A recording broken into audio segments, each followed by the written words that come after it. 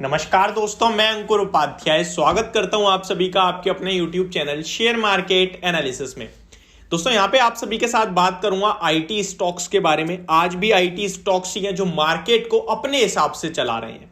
यानी कि आप अगर मॉर्निंग में देखोगे तो आईटी स्टॉक्स में एक भारी गिरावट हुई, जिसकी वजह से निफ्टी गैप डाउन होने के बाद और ज्यादा गिरते हुए दिखे।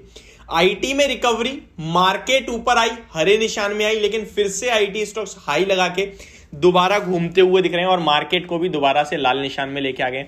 हालांकि निफ्टी को इस समय मेटल्स, फार्मा ये कुछ संभाल के रखा है, तो ज्यादा कोई खास गिरावट नहीं है। बैंक निफ्टी अभी भी हरे निशान में, बट आईटी स्टॉक्स अभी भी प्रेशर फील कर रहे हैं। ऐसे में आपको इन स्टॉक्स में क्या करना चाहिए और कितना गिर सकते हैं, इसी के बारे में मैं आप सभी के साथ बात करूंगा। लेकिन उससे पहले एक रिक्वेस्ट है, जो लोग चैनल पे पहली बार आए हैं वो प्लीज इसको सब्सक्राइब कर लीजिए, नोटिफिकेशन बेल आइकन दबा दीजिए ताकि मार्केट से रिलेटेड हर खबर आप तक पहुंचे सबसे पहले। एंड दोस्तों, अगर आप मेरे साथ टेलीग्राम पे जुड़ना चाहते हैं तो लिंक आपको डिस्क्रिप्शन बॉक्स में मिल जाएगा। वहां से आप मेरे प्रीमियम ग्रुप में जुड़ेंगे और प्रीमियम ग्रुप में जुड़ने के बाद आपको मैं एक ऐसा लिंक दूंगा जहां से आप डायरेक्टली मुझसे बात कर सकते हैं, क्योंकि हम जो प्रीमियम ग्रुप में आपको प्रोवाइड करेंगे वो आपकी पोर्टफोलियो मैनेजमेंट होगी। तो जब तक आप लोग मुझे अपना सवाल नहीं भेजोगे तब तक मैं आपकी पोर्टफोलियो कैसे मैनेज कर पाऊंगा।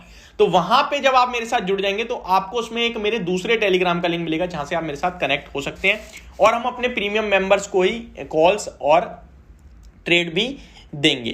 तो ये आपके लिए एक अपडेट थी जो मैं आज से कर रहा हूं।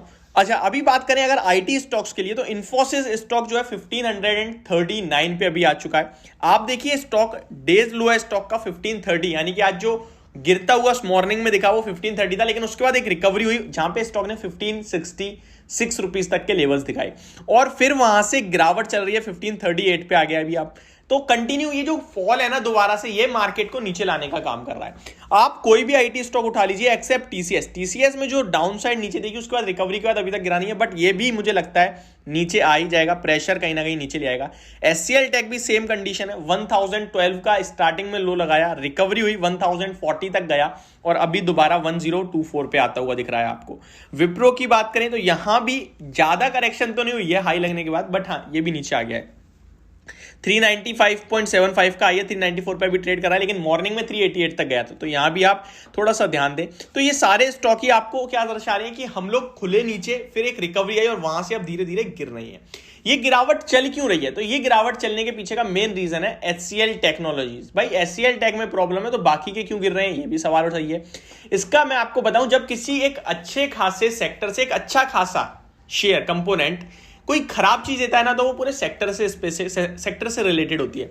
उन्होंने ये नहीं बोला कि हमारी कंपनी में ये प्रॉब्लम है, उन्होंने बोला आईटी में ग्रोथ आगे के लिए स्लो रह सकती है।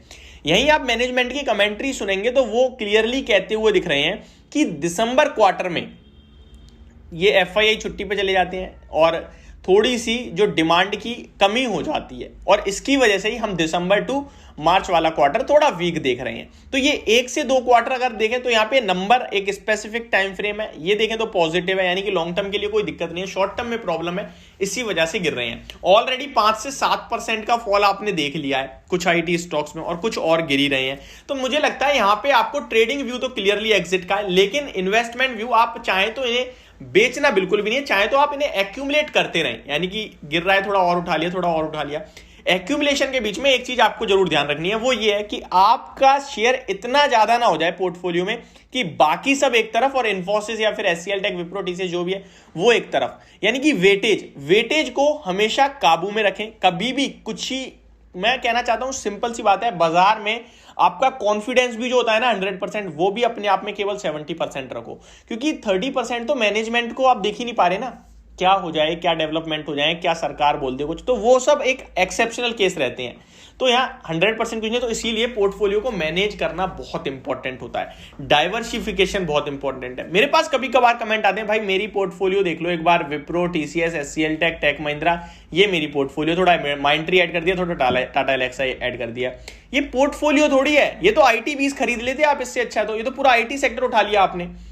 तो मैनेजमेंट डाइवर्सिफाइड पोर्टफोलियो का मतलब है आपके पास एफएमसीजी है, फार्मा है, सब कुछ है आपके पास। आप खरीद रहे हो एक सेक्टर, तो फिर तो अगर एक सेक्टर में प्रॉब्लम आएगी आप लंबे समय के लिए कहीं ना कहीं गायब हो जाओगे बाजार से, और बाजार को उल्टा सीधा भी बोल सकते हो आप। तो ये सब ध्यान रखें। ओवरऑल अभी यही कहूंगा, चाहे इन्फोसिस हो, टीसीएस हो, विप्रो, एचसीएल टेक हो या फिर टेक महिंद्रा हो, top 5 large cap IT stocks में एक ही व्यू है। ट्रेडिंग थोड़ा नेगेटिव है, लेकिन पोजिशनली लॉन्ग टर्म के लिए मुझे ये स्टॉक अच्छे लगते हैं और आप इसे एज एन अपॉर्चुनिटी यूज करें, गिरावट में स्टैगर्ड वे में लें। सिंपल सी राय होगी मेरी इन स्टॉक्स को लेकर। तो डरना घबराना नहीं है, उठापटक चलती रहेगी, पहले भी उठापटक हुई है, अभी भी होगी और लाइफ टाइम होगी। आज इन्फ्लेशन का डाटा आना है, बाजार उससे पहले थोड़ा सा कहीं ना कहीं सुस्त या फिर वॉलेटाइल, जो मर्जी कह लीजिए। इंडिया विक्स ऊपर गया था, दोबारा नीचे आ गया, तो यहां पे थोड़ा चिंता मतलब है बाजार में, जो कि वॉलेटिलिटी एक साथ बढ़ने वाली है। कब बढ़ेगी हमें नहीं पता, लेकिन बढ़ने वाली है। बहुत दिन हो गए यार, लगभग 10-15 दिन से मार्केट ऐसे ट्रेड कर रही है, बिल्कुल ना इधर जा रही ना इधर जा रही। तो ये जो है ना, ये एक साथ ऐसे होने वाला है, तो इसमें आपको थोड़ा सा सावधानी से काम करना है। तो ये मेरी वीडियो, होप आपको समझ और पसंद दोनों आई होगी। Thank you so much for watching this video. Have a great day guys.